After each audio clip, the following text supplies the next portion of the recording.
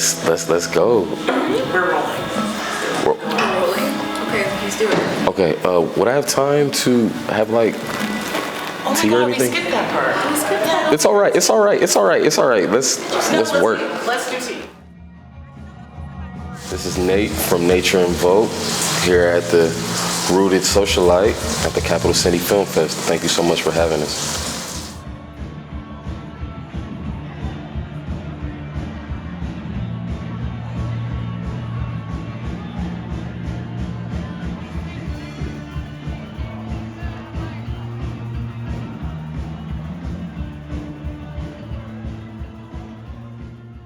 So with electronic music, that was always something that I could feel. It's like more of a vibe. So being from Cleveland, Kid Cudi, he was like one of the ones that kind of bridged that gap as a pioneer, right? When it comes to hip hop and punk rock. I remember it was a song called Down and Out. And I first heard that as a child. I remember like cranking up a sound system and like connecting with that one because it was just started off, playing Pat, what up? Hit them, and it's like guitars and like loud like 808s. It's just the sound just took over me. But then I remember, if you know about when Netflix first started out, they used to send DVDs in the mail. And so I was a kid, it was probably like 2008, 2009.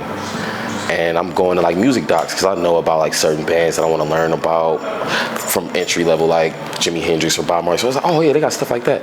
So what's this CBGB live video? Who's Bad Brains? Who's this? So I ordered one. I had like 3 options I could get. I was like, all right, I chose the Bad Brains. So long story short, I get the package in the mail, pop that into my DVD player, and I'm just seeing everybody in New York City and like the punk rock scene in 1982. They're just running around like moshing, and it's like this guy with these dreadlocks. He's just like going crazy. Everybody's just like loving the music, and it was electric. So that was how like I kind of saw the intro to, you know, punk music. And then James Spooner, Afro Punk movie, I had watched that too. So a little bit after that. So I got the CBGB video, and then I got Afro Punk, that documentary. So I was able to, you know, identify with those people that were involved with that as a kid.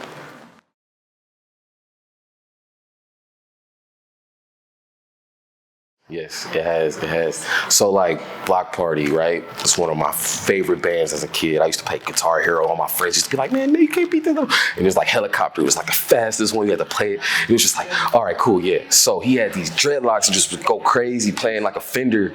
So as I grew up, like I was like, I got dreadlocks and I like look like Block Party. But you know, that was kind of how it shaped me in that way. But it wasn't really from that documentary. That would just be from YouTube, just watching those videos, the live performances.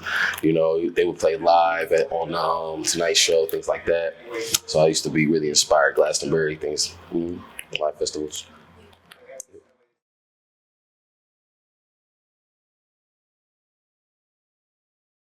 Yes, I would say most notable, my father.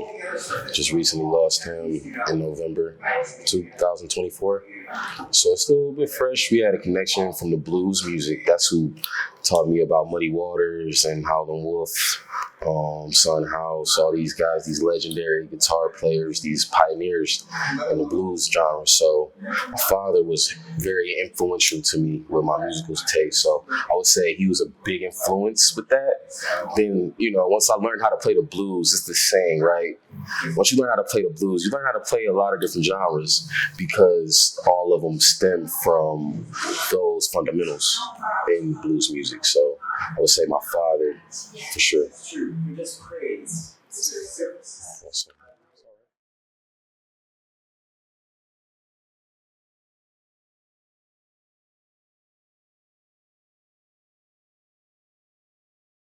By me doing what I do and how I'm able to express myself in these spaces, right? I could be my ancestors' dream come true. So these sounds are forged in that ancestral fire in that way. And I carry that with me as a, you know, as a torch as I go on this journey.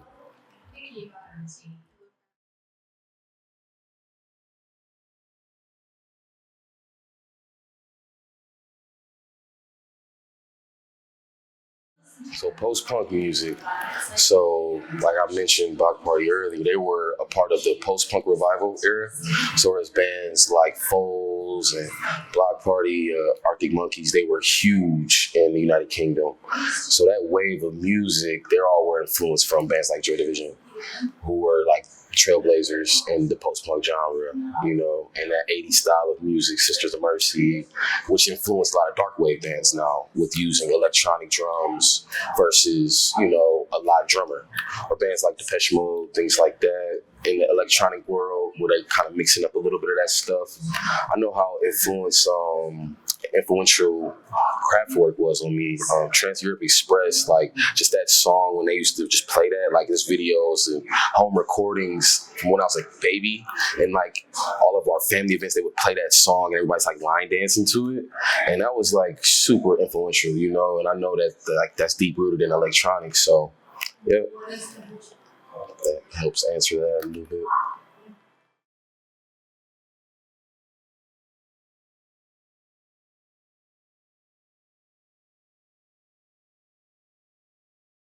It means that, you know, we don't have to be locked into what society might want us to look like in that way in these spaces.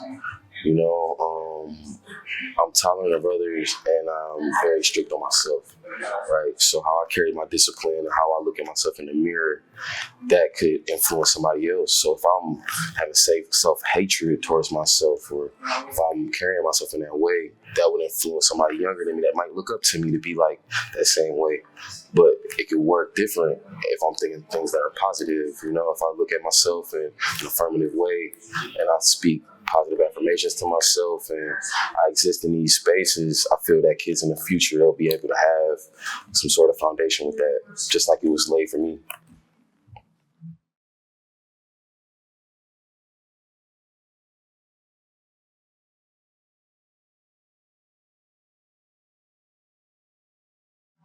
Ooh, how is it intersected with my music? So on my most recent release, Doors of Perception, there is African art on the cover. So I used to look at album covers, be like, there's no album covers that's like with like anything that connects to me, because I'm a black person that is in these spaces. I want to hear this music. What's something that if I'm going to the record store and I might not even know I'm gonna buy that. So I decided to do that and kind of intersect that with the Afrofuturism too. So I would use like any type of thing, you know, a Jiname symbol, to use symbolism to connect with my people and raise vibrations. You know, I wear crystals. I got my labradorite, tiger's eye, rose quartz, you know, things to just raise my vibration. So yeah, I'm the ways I do it.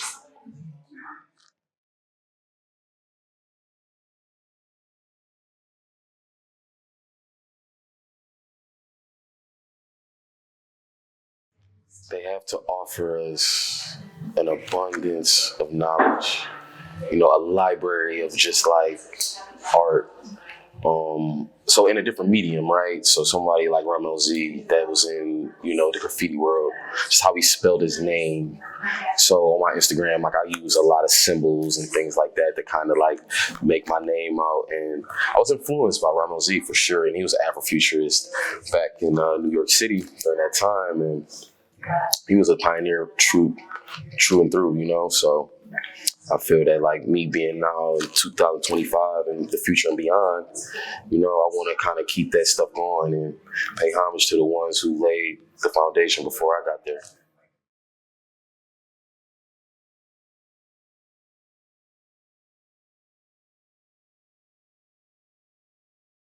I make music that like makes your hair like stick up on your arm.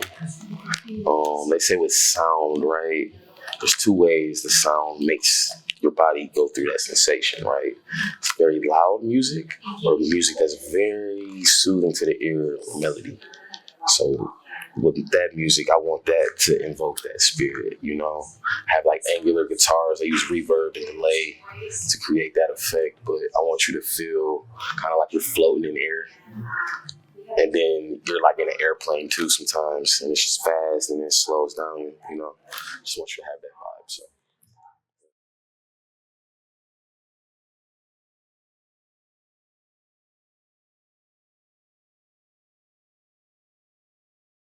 and stoicism, try to be a man of stoic, you know, of servitude, of stoa, which means the porch thinker.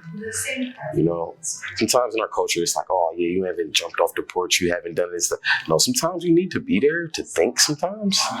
And that's what the stem of that word even means in Greek and Latin, you know? So by me being a stoic and subscribing to these thinkers, right, or Marcus Aurelius or Ryan Holiday, any of those people with ways of thinking, it helps me have some sort of fortitude in the things that come, good or bad, you know. I carry a coin with me everywhere I go. It's called Amor Fati, and it's like, no matter what you go through in life, it adds that to the fire. So anything you throw into a fire, whether it's paper, wood, whatever you throw into fire, the fire consumes that and it becomes bigger.